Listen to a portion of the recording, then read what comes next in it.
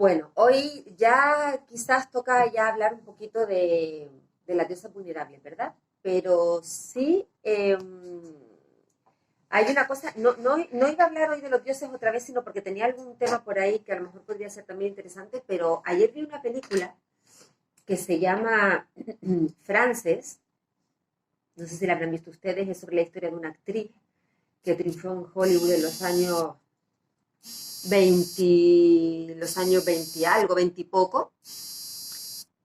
Y entonces narra la historia de esta actriz, bueno, que era un poquito, ahí nos presenta una serie de arquetipos, ¿no? Ella es la típica actriz bellísima, con una personalidad muy fuerte, muy marcada desde que era jovencita, y tenía la típica madre dominante y controladora y manipuladora.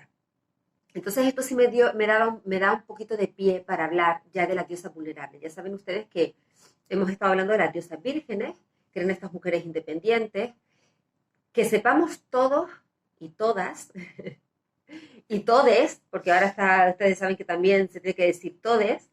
No, yo creo que creo que eso es un poquito exagerado ya.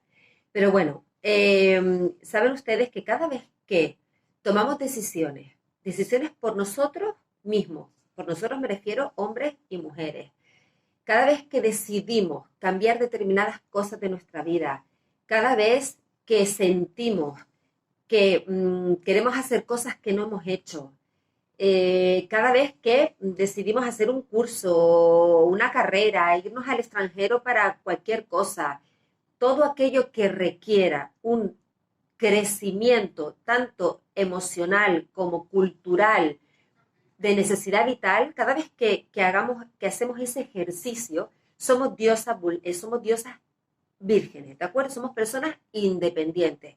Decidimos cosas que queremos hacer por nosotras mismas y las hacemos. Bien, la diferencia, y creo que lo comenté, con las diosas vulnerables son mujeres que sus decisiones de vida o su caminar por la vida tiene mucho que ver con la entrega que hacen.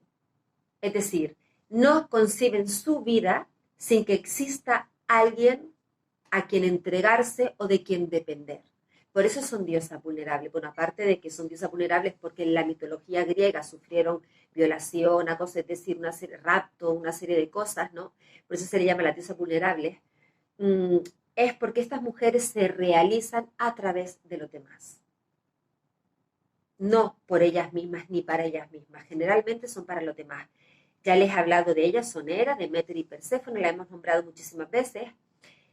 Y sí me gustaría hablarles de un concepto que me llama mucho la atención cuando leí sobre estas diosas, que se llama la conciencia receptiva. ¿Ustedes saben lo que es la conciencia receptiva? Pues verán, saben que hay muchas veces que esto yo lo he conocido más en las madres, ¿vale? No quiero que ningún papá ni ningún hombre se me enfade, pero sí es cierto que lo he conocido más en las mujeres. Estamos, por ejemplo, imagínense, en una comida familiar y tenemos un bebé, ¿vale? Un bebé, si es verdad que ahora están esos escuchas modernos que se ponen encima de la mesa y oímos cuando los niños lloraban, ¿verdad? Pero sí es cierto que generalmente las mujeres, cuando estamos reunidas y tenemos un bebé o un niño pequeño, somos capaces de estar atentas a todo. Es decir, casi podemos prever que el niño se nos caiga antes de que se haya caído, porque estamos atentas a la conversación, estamos atentas a nuestra madre que a lo mejor se levanta para ir a buscar algo, estamos atentas a si falta algo en la mesa, pero también estamos atentas a nuestros niños, ¿no? Entonces, esa especie como de conciencia difusa que tenemos es muy típico de estas mujeres o de estas diosas donde predomina los arquetipos de las diosas vulnerables. ¿Por qué? Porque son personas tan acostumbradas a darse a los demás o a estar tan pendientes de los demás que han desarrollado esa capacidad. No quiere decir que aunque tengas otro arquetipo, seas muy Artemisa o Atenea, o seas Hestia, o seas Zeus o Poseidón, da igual hombre y mujer, que puedas también tener esta capacidad, pero generalmente se da en este tipo de personas que se entregan tanto a los demás, pero viene por ahí, porque nace todo de esa necesidad de ese reconocimiento externo, de estar atenta a que el otro me dé, que la otra me dé lo que yo necesito y por eso quiero darle y me voy a fijar en lo que necesita para darle y que me reconozca que le doy. ¿De acuerdo? Es un poco esa especie como de juego de necesidad. Bien. Ya, esto que sepan ustedes que lo desarrolla una psicóloga que se llama Irene Claremont en un libro que se llama Knowing Woman, y yo he leído un poquito y es realmente apasionante, ¿no? El conocimiento de la mujer, ¿no? Bueno, pues voy a hablar un poquito más que de Hera, que ya he hablado que es la mujer de Zeus, quiero hablar un poquito de las mamás, de las Demeter, de las mujeres en las que predomina el arquetipo de diosa, perdón, de madre. ¿Por qué? Porque vuelvo otra vez a la película de ayer. En esta película el papel principal es Frances, obviamente es esta chica, pero tiene una madre, que ya lo he comentado, totalmente absorbente, posesiva de su hija. Es una mujer que quiere que su hija sea aquello que ella no pudo ser.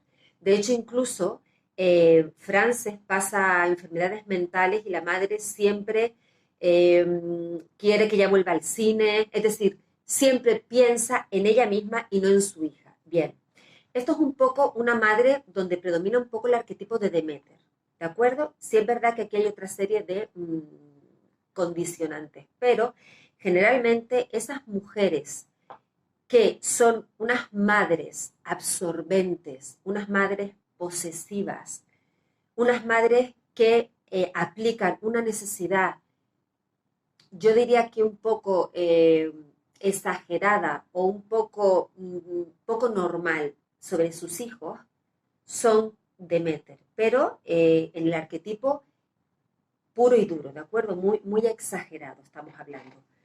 Las Demeter son aquellas mujeres que quieren ser madres por encima de todo. Me estoy acordando también de otra película que vi el otro día, en el que, bueno, en este caso era el caso, hablaba de una relación de dos mujeres, y una de ellas, se amaban con locura, pero una de ellas deja a su amor, a la mujer a la que ama, porque quiere ser madre.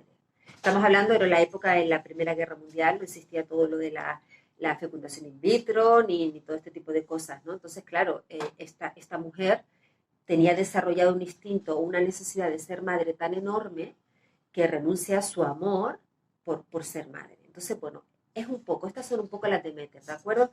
Son estas mujeres que tienen ese sentimiento de ser mamás y lo tienen muy desarrollado. ¿Qué ocurre? Son las típicas, yo creo que todas tenemos amigas, conocidas, que si les preguntan qué es lo mejor que han hecho en su vida, dirán, mis hijos. O si les preguntan cuál es su motivación de vida, dirán, mis hijos. Sí es cierto que esto se daba un poquito más hace años, ¿no? Ahora ya lo hemos hablado muchísimas veces con cómo vivimos ahora, con el reparto igualitario a veces entre padre y madre, con los niños, la dedicación, en el que el hombre cada vez está mucho más involucrado, la mujer trabaja, entonces a lo mejor ya sus hijos no solamente son su única dedicación, ¿de acuerdo? También las mujeres trabajamos, pero sí es cierto que las Demeter son estas mamás que sus hijos están por encima de todo, incluso abandonan a sus propias parejas. No físicamente, pero sí emocionalmente, porque para ellas, sus hijos o la necesidad que pueden tener sus hijos de ellas es lo fundamental. Si quieren, vamos a dejarlo aquí para hacer una pequeñita pausa. Y No, venimos seguimos. ¿no? Vamos a seguir, ¿te parece? Así no Ah, cortamos. perfecto. Y Como luego pensé que hacemos teníamos que hacer la la pausa. pausa de las 5 puntos. Vale, perfecto. Entonces, pasa eso. Incluso hay muchos hombres, y me consta porque yo conozco casos, que se sienten abandonados por sus mujeres cuando son mamás, porque se vuelcan de tal modo en sus niños que los olvidan un poquito a ellos. Pero yo aquí sí quiero decir una cosa, hay que distinguir dos casos principalmente, y me atrevo a hablar de ello porque lo he vivido, lo he visto y lo he conocido, ¿no? Uno de los casos es cuando estas mamás tienen hijos y abandonan emocionalmente al marido para dedicarse a sus hijos, porque es verdad que sienten que con sus bebés o la dedicación a sus bebés están absolutamente realizadas. Adoran a esos niños que les sonríen, a esos niños que mami, mami todo el día, que la necesitan desesperadamente. Entonces ellas, en este caso particular que yo conocí, ella no, quizás el matrimonio no estaba muy fuerte, ¿de acuerdo? Había ahí ciertas cosas que había que hablarlas. Entonces tienen ese niño y ella se vuelca en ese niño.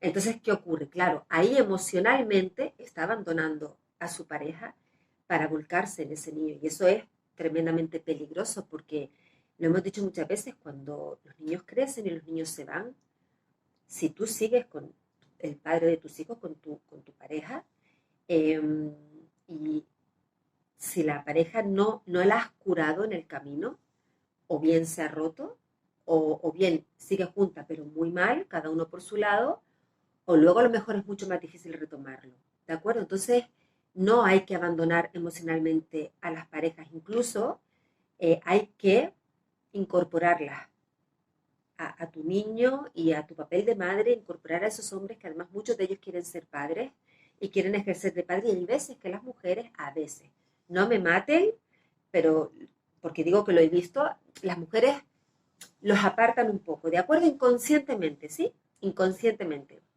Sí es cierto que gracias a Dios muchas veces estas mujeres se dan cuenta y estos hombres también hablan y la cosa se soluciona. Y el otro caso es que a veces el hombre aquí es el que confunde. A veces las mujeres cuando tienen niños o cuando tenemos niños estamos tan absorbidas por esa realidad que es verdad que a lo mejor abandonamos en cierto modo a nuestras parejas, pero no emocionalmente, sino físicamente, porque no nos da la vida, no nos da el día, no nos da el día con la casa, el trabajo, los niños, no nos da. Entonces, el hombre en esas circunstancias lo que hace es a veces plegarse y sentir que su mujer lo abandona y que prefiere a los niños, o se da cuenta de que la mujer no puede con todo y se incorpora motu propio, sin que ella le diga nada. Entonces, en estos casos es bueno verlos y analizarlos. Y lo digo porque los he vivido los dos casos, ¿de acuerdo?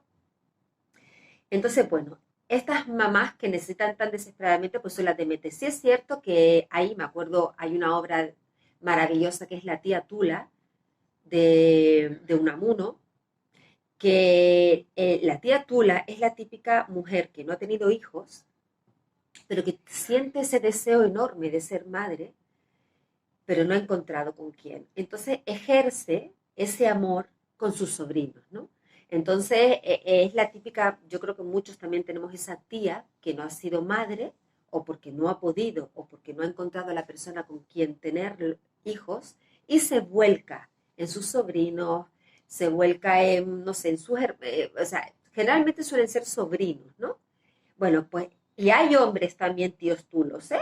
Hay hombres también que tampoco han tenido hijos biológicos y se vuelcan también con sobrinos, primos, y ellos son más mayores. Es decir, que no solamente hay que ser una madre biológicamente para ser un papá o una mamá Demeter, ¿de acuerdo? Sino que también puedes ejercerlo de otro modo. ¿Qué arquetipos también son los Demeter, donde predomina la diosa Demeter? Pues estas personas que hacen muchas obras de caridad, que se entregan a las ONG, que tienen que dar. Es lo que quiero decir con este tipo de arquetipo. Necesitan dar, y toda su vida depende de ese dar. Son personas generosas, muy generosas. Pero a veces ese dar excesivo, esa entrega excesiva, cuando no se convierte en algo recíproco, viene el problema. ¿Por qué? En muchos casos, estas mamás o estos papás Demeter que están nutriendo, si no reciben ese reconocimiento, o bien se deprimen, porque que sepan ustedes que las mujeres con el arquetipo Demeter muy marcado suelen ser mujeres con tendencia a la depresión. ¿Por qué? Porque generalmente cuando de su vida desaparece la motivación que es el dar a lo que sea, si esa motivación desaparece, no lo saben gestionar bien. Por eso es el típico arquetipo también del síndrome del nido vacío, que lo hemos hablado tantísimas veces aquí. Estas mamás que piensan que su vida se ha acabado porque sus niños emprenden sus vidas. Sus hijos se van, sus hijos se casan o se van a estudiar fuera y no lo llevan bien, ¿no? Entonces, estas personas pueden deprimirse o bien pueden volverse tiranos y tiranas, en el sentido de la utilización del victimismo. Se empiezan a hacer los dolidos, las dolidas, ay, me dejas solo, yo no puedo, ¿y por qué te vas? ¿Y ahora yo qué hago? Entonces empiezan a ejercer una especie como de chantaje emocional. Yo te he dado tanto, yo he estado siempre, y ahora tú no, ¿vale? Yo me estoy acordando ahora de una película que me ha venido así, que por favor, y creo que deberíamos hablar de ella, que es como Agua para Chocolate. Para mí es una de las películas más bonitas que hay, ¿no? Sí, Saben ustedes que es preciosa, del sí. realismo mágico, basada en el libro como Agua para Chocolate de Laura Esquivel, y ahí se ve esa relación entre la madre y la hija, ¿no? También es en la época en que ustedes saben que las hijas siempre se dejaba alguna hija solterona, que era la que se decía que estaba para vestir santos y era la que tenía que cuidar a su madre. Estaba programada para cuidar a su madre y no poder ser feliz ni casarse ni nada de nada. ¿De acuerdo? Eh, por ejemplo, también está esta, ¿cómo se llama? Fístula, ¿no? No, Espero que no. no en la Casa de los Espíritus, que hace el papel de Glenn Close, por favor.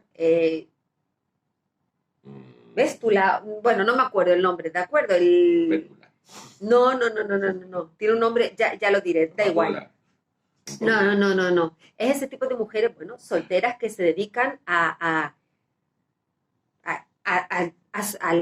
o sea, que cuidan a alguien, ¿no? Que se dedican a atenderlas para siempre, ¿no? Y entonces, bueno, pues vale, pues como Agua para Chocolate está esta madre que ustedes saben, si han visto la película, que hasta muerta se le sigue apareciendo a ella, diciendo que ella tenía que haberla cuidado, que ella se tiene que quedar sola, ¿no? Entonces, se corre el peligro de que existan estas madres, en este sentido, que luego puedan convertirse en unas madres tiranas, ¿no? Y que lloran, y que sufren, y que hacen sentirnos a las hijas, cuando no estamos con ellas, que estamos haciendo mal, porque no estamos con ellas. Rosy te lo iba a decir, dice, te lo iba a decir, que cuando ya no tienen su función elegida de dar, elegida entre comillas, se vuelven muy tiranas. Exactamente. Es que ese es ahí, que conseguir el equilibrio ahí es muy difícil. Por eso, estas mujeres con esta Demeter muy poderosa, cuidadito. Vamos a aprender a gestionarlo o vamos a aprender que hay otros arquetipos que deben entrar, una Artemisa, para permitir que las personas que están a nuestro alrededor y a las que les hemos dado mucha, mucha vida y mucho amor, también tienen que vivir su vida. ¿De acuerdo? Luego ya entramos en comportamientos egoístas, de todo, ya hay muchos matices, ¿de acuerdo? Y hay muchas aristas, pero principalmente es eso. Bueno, vamos a leer unos WhatsAppitos, ¿verdad?